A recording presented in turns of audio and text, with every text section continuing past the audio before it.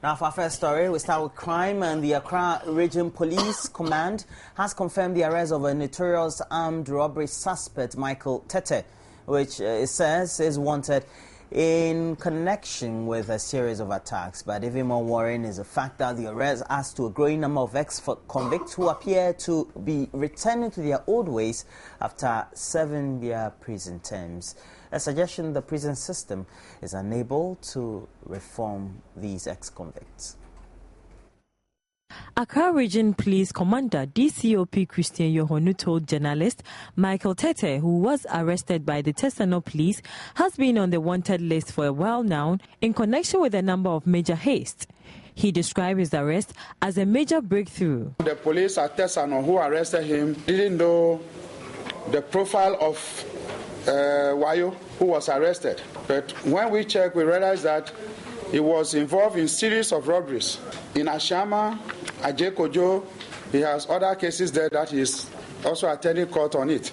We also had information from Takwa that Charles Wayo led a gang of armed robbers to attack some Indian businessmen on 2 separate occasions. In the first case, they robbed them of 600,000 Ghana cedis. He said information from the public would be badly needed if the police is to build a solid case for Michael Tete's conviction. The Accra Region Command paraded other suspects arrested in connection with other robberies and car snatches. Amongst them, Renaud Blay, aged 26, said to be on top of his game. During interrogation, Renaud confessed committing the crime, and he mentioned his accomplice at Asamakese. Police went to Asamakese, and then Abu Muhammad was arrested. Abu confessed that he sent the vehicle to a different location. We don't want to mention it here, and we are going to follow up to retrieve the Nizam match, which was snatched from the owner. There was also Yakubu Shaibu, arrested in connection with the robbery at the Mamprobi Guinness depot, in which a security man was killed. All 11 suspects, according to the regional commander, are ex-convicts. I think there are some people with characters that they will never change. No matter what you do for them, they will never change. Some of them, they come out just 3 days, 4 days, they want to go and work and then get money to pay their lawyers. There are others too, because families have rejected them. They have no opportunity of going back to their family homes, so they relocate to other places. They join their colleagues in prison, those they were mates in prison before. And then, going back to the same old foes means that you go back to the same crime. He called on society to help such persons to reintegrate into society so they don't return to a life of crime. It's a big societal problem, I think, and all should brainstorm to find solutions to this problem, because most of the people who are committing the robbery, they are not first-time robbers. Mihon Police, the Accra or the Ghana Police Service says it will be stepping up its presence in Accra and the Shilitai to ensure criminal activities are discouraged as much as possible. It's as a result of recalling all officers currently on a leave and announced on a motorbike patrol system. Briefing Joy News about their plans for the Yuletide, Accra Regional Commander DCOP Christian Tete Yohonu said the measures are meant to ensure a crime-free Christmas. We increase police presence in the marketing area. We make sure that at the bus stops and everything, we are going to beef up security at the lorry stations, bus stops, where people catch buses. There are usually people when after catching money at the bank, before they come out, there's a motorbike, some 2 men on the motorbike waiting.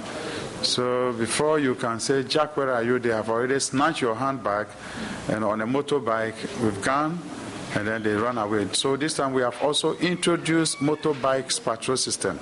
He said the motorbike patrol system would add to police visibility and help effectively counter the activities of criminals who tend to get away on motorbikes. They will be all over and all there. We have about 32 police districts. 32 police districts within Accra. So we have Odoko having their own motorbike patrols. We have Dansoma having their motorbike patrol. So we make sure that we have covered everywhere. We tax all the districts within Accra to make sure that everybody operate motorbikes, and they are all doing so, and it's moving further. And that is also supporting the work of the vehicular patrols, the snap checks, and the visibility points to make sure that we bring crime to the lowest level. Despite the measures, DCOP Yohonu said members of the public also have a duty to ensure their personal safety. To make sure you report any incident. If it happens to your neighbor, be the person to give direction to the police to the location. So you, the victim on the attack, immediately you sense danger, just call your next neighbor on phone. Call the person and tell them that my house is under attack, period, you finish. Because of that neighborhood relationship, he also knows that, oh yes, I have to respond. So he will be doing all the communication to bring the police to the location. The public is also being encouraged to report any suspicious persons or activities in their communities. Commercial drivers are calling for an end to the bureaucracy associated with acquiring roadworthy certificates at the Driver, Vehicle and Licensing Authority. Well, this, they say, will go a long way to help eliminate corruption at the DVLA, as well as ensure vehicles applied roads are in good condition.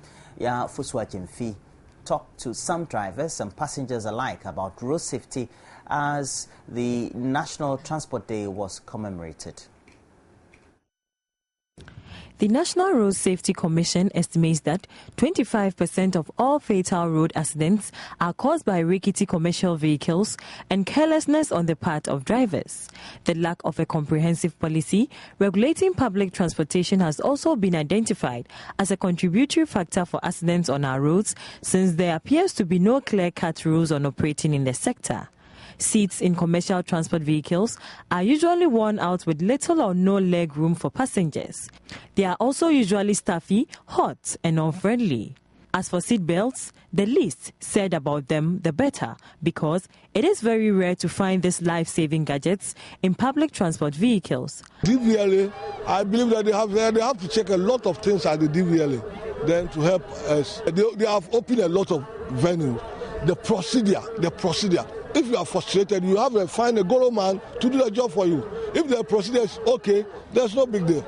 If I went to their place, the procedure has to be easy. The bureaucratic system is too much. Because of that, I have to find somebody to take a shortcut. Shortcut will bring a problem. But many Ghanaians are left with no choice but to patronize these vehicles and pray they arrive at the destination safely. As the country celebrates National Public Transport Day, drivers at some lorry terminals have called on government to reduce the procedure in acquiring roadworthy certificates in order to help tackle corruption in the system as well as reduce road accidents. Yeah, they have to work on it because as you can see this car, everything is like metal. If you're not careful, you'll be hurt. And I think it's not helping. It's not helping. Most of the cars too, there are no space. As you can see here, look at my knees. There are no spaces. So sometimes you find it difficult to sit in a car for a very long period. And I think they have to work on it.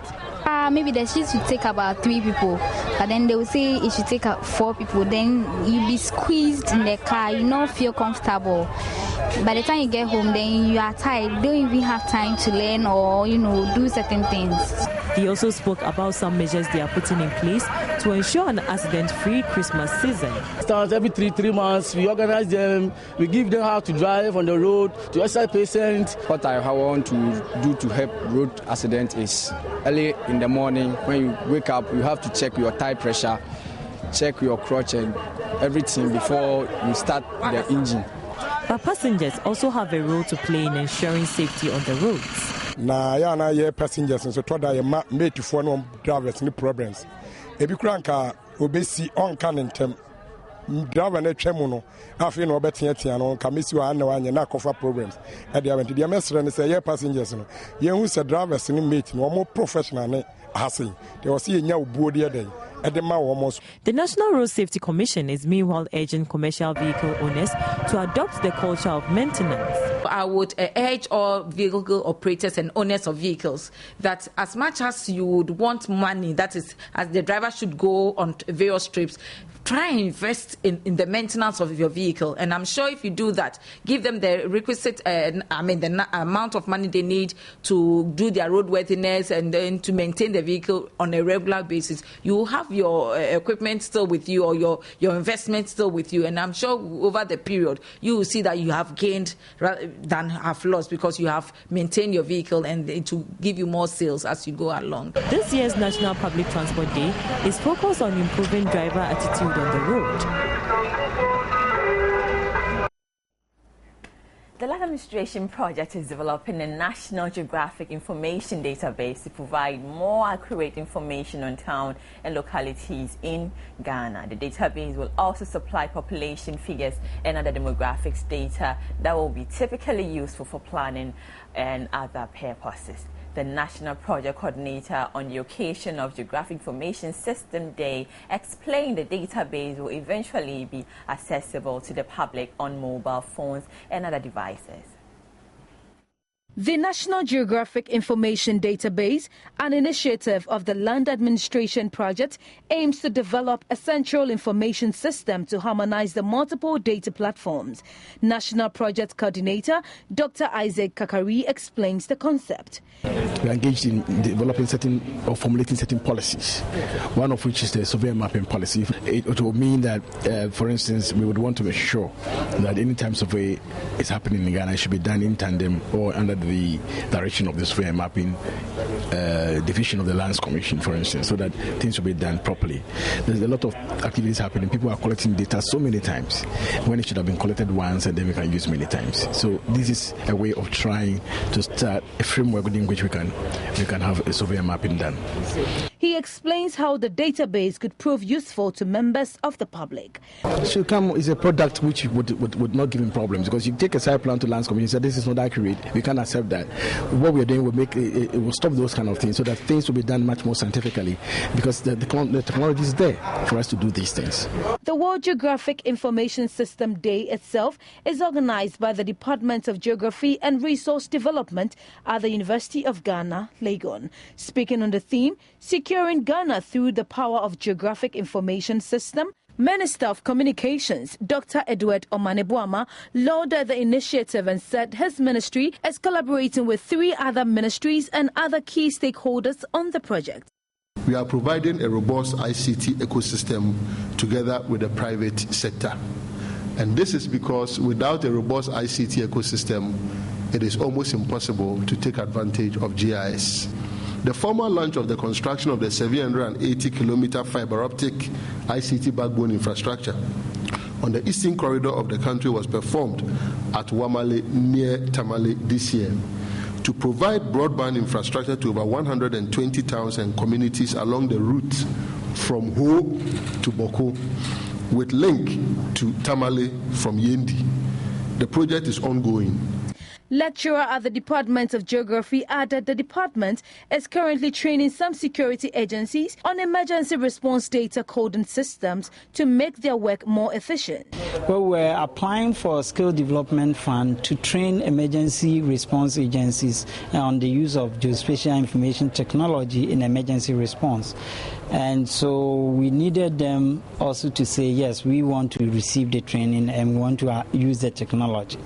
As a result, we had a MOU signed which specifies that we are going to train them and we are also going to work with them in data collection and publishing of data for educating the public and also for them to use in their planning. The Department of Geography and Resource Development also commissioned a remote sensing geographic information system laboratory to help train students in geospatial technology. Deputy Minister for Finance Kweku Ricketts-Hagan has debunked arguments the 2014 budget does not clearly address the unemployment challenge in Ghana. He explains the infrastructure development plan in the budget will ensure permanent and decent jobs for young people. The Deputy Finance Minister was speaking to Joy Business on the commemoration of African Statistics Day in Accra, where statistics from the 2010 population and housing census indicated 12.9% of persons aged between 15 and 24 were unemployed. 67% of the population was also found employable. It, however, put the unemployment rate at a curious low of 6%. Economist Dr. Eric Osei-Estibe explains. People are not well paid. Many are exploited. They work more than they're supposed to work. Many are underemployed. And so, although they are working, they can be described as working poor. They are not actually getting what they're supposed to get to make life worthwhile. And so, to me, we are losing on that side, not creating enough employment, decent employment for our teeming youth. And so I believe that policy should begin to target. They shouldn't just look at the data, because the data can be very misleading. He argues the 2014 budget did not clearly tackle the challenge of youth unemployment as expected, but Deputy Finance Minister Kweku Ricketts-Hagan disagreed. Usually when you create this kind of, youth employment and all these things that we have done in the past, the GDES and other things that you have seen the results. You see, job creation is not necessarily just about creating something and call it, you are using it to create jobs. If you build a good economy, the economy itself will create jobs. If you do infrastructure development or if you spend a lot of your resources in doing infrastructure development, there's a lot of jobs that are created at the back of infrastructure development. So you may not have specific policy of job creation or job generation, but it is usually embedded in a lot of projects that you come up with. Meanwhile, the Statistical Service has launched 5 monographs prepared from the 2010 population and housing census to mark the African Statistics Day, which emphasizes the need for quality data to support the progress of the continent. Multi-TV flagship housing fair, Habitat Fair, is set to come off this weekend in the Ashanti region, Kumasi capital. The fair, which comes off at the Golden Tulip Hotel, aims to attract potential homeowners, individuals interested in providing their current homes, as well as those who would like to take equities on their properties. Mohammed Mourideen previews for the fair.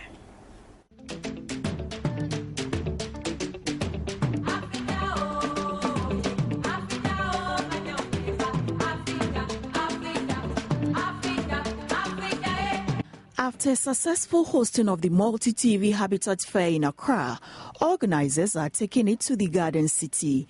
The Kumasi edition will have exhibitors in the housing industry from the public and private sectors. Real estate developers, real estate contractors, building contractors, estate agents, architectural firms, property management, furniture companies, electric appliance companies, the banking industry, and office and home security are all involved in Habitat Fair. It's not just the housing industry, but everything that also goes into the housing industry. The exhibition will cover a broad range of products and services, comprising works related to both interior and exterior decor. Participants would have the platform to sell directly to 10,000 potential clients, opportunity to interact with target markets, get immediate feedback on their product range, among others. After our last edition in Accra, we set the ball rolling for the Kumasi market. We put all the logistics together. We got all the media houses involved. That's the multimedia houses involved. And we've done considerable advertising on all our platforms. We have spoken to lots of the potential clients, and I can say that we have quite a satisfactory number of participants this year. The Habitat Fair begins on Friday, November 22nd and ends on Sunday, November 24th, 2013.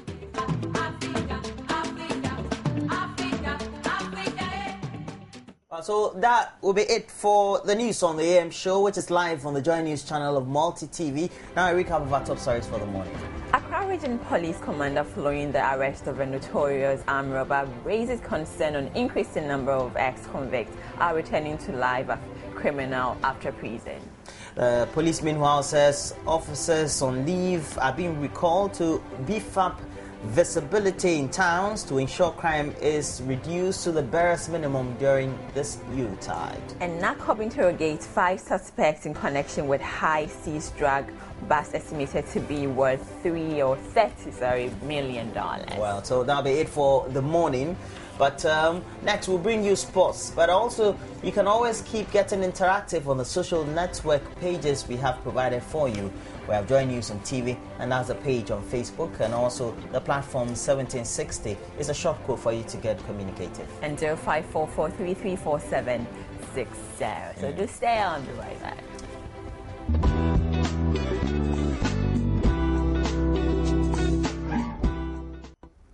Well, so the Black Stars are among the pack of 31 countries that excludes, of course, the host Brazil. They have qualified for that country's World Cup to be convened or staged in June 2014.